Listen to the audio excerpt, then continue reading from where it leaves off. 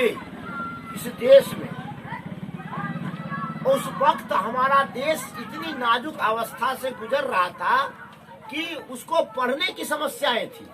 शिक्षक उसका कॉपी को नहीं छूट पड़ा था ना, कॉपी नहीं छूता था। स्कूल में दाखिल हुआ, अपनी माँ से पूछता है, अम्बेडकर बचपन का नाम भीमा है, मालूम ही होगा, मालूम, सबको मालूम है। तो माँ से पूछती कि माँ ऐसा क्यों, माँ क्या जवाब देती, माँ के पास जवाब नहीं देता। लेकिन वो तमाम तरह के संघर्ष करते हुए, कहा जाता है जो भीमराव अम्बेडकर एक बार कहीं जा रहे थे, उम्र काफी नहीं था, जब उनको प्यास लगी तो तभी बैलगाड़ी से लोग धोता था, बैलगाड़ी पर चढ़ के जाता था, बैलगाड़ी वाला पैसा लेता था, वही आवागमन की सुविधाएं थी। तो भीमराव अम्बेडकर जिस गाड़ी पर बैठा हुआ था, उनको रास्ते में प्यास लगी, तो भीमराव अम्बेडकर ने प्यास को बुझाने के लिए उन्होंने एक कुआं के नजदीक गया पानी पीने के लिए। कहानी है, हकीकत बात है। तो उस व्यक्ति को जिसके यहाँ गया, वो कोई जाति का, उच्च जाति का था, तो उसको लगा जो कि पूछ लेते हैं थोड़ा सा। तो पूछा क्या नाम है तुम्हारा, ये असली बात बता दिया, का खबरदार तुम पानी नहीं पी सकते हो, लिख लो। अब देखो वहां पर बात क्या हुआ, भीमराव अम्बेडकर को तो पानी तो नहीं मिली, गरीमान जो था वो भी छोड़ करके भाग गया। गरीमान कहा जो पहले तुम बताता जो मैं ये जाति को, अगर जान जाएगा जो हम तुमको बैठाए, यानी नीच जाति को बैठाए, तो हमारे बैलगाड़ी पर कोई बैठेगा नहीं। जाके धोया होया वही फांक में छोड़ दिया अम्बेडकर को। अम्बेडकर को विदेश में जाके पढ़ना हुआ, विदेश में पढ़ा, हिंदुस्तान में उन्होंने संविधान को लिखा, सारी बातें हैं।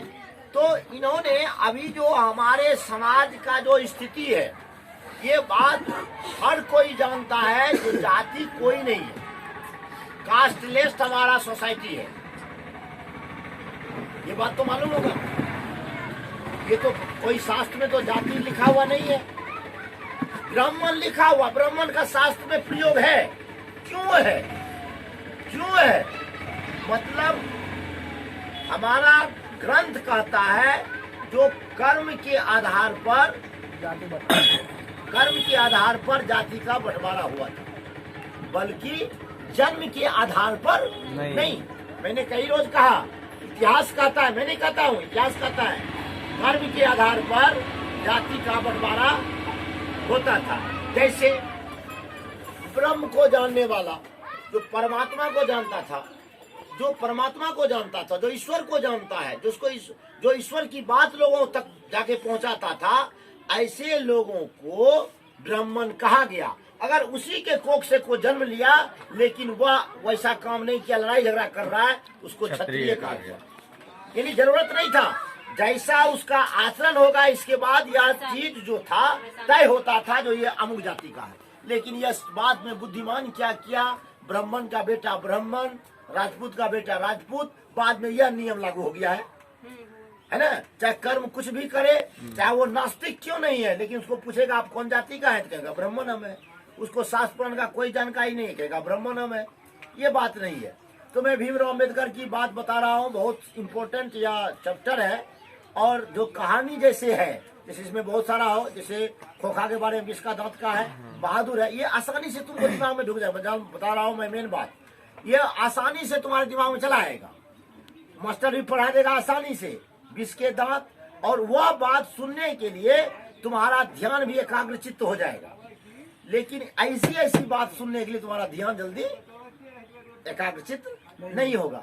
इसीलिए तुम लोगों को चाहिए जो ऐसी कहानी पर ज्यादा जोर देंगे, ताकि जो समझ में नहीं आता है वो समझ में आए।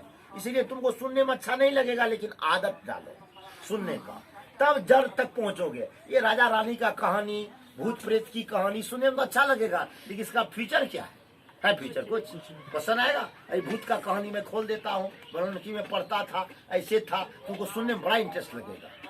कहेगा सृजन मतों का कहानी कितारी वाला कहिए, बहुत अच्छा लगा, हंसने वाला। ये नहीं होता है, गंभीर मुद्दा भी जिंदगी में दोनों आयाम को रखो, संतुलन बना करके गंभीर मुद्रा भी सुनना है, और स्वास्थ्य के दृष्टिकोण से 5 मिनट हंस लिए, ताकि हम स्वस्थ रहे।